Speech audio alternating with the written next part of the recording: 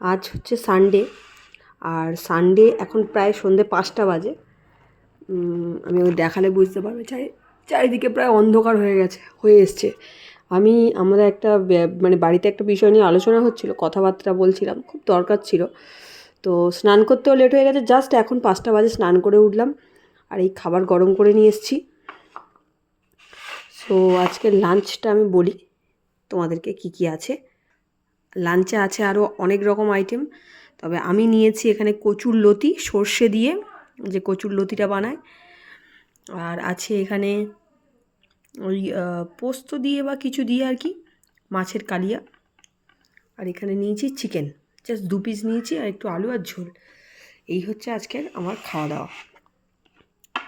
অনেক লেট হয়ে গেছে, সন্ধ্যে 5টা বেজে গেছে। এই তো আজকে রবিবার দিনে তোমরা কি খাওয়া দাওয়া করছো সেটা কিন্তু অবশ্যই জানিও।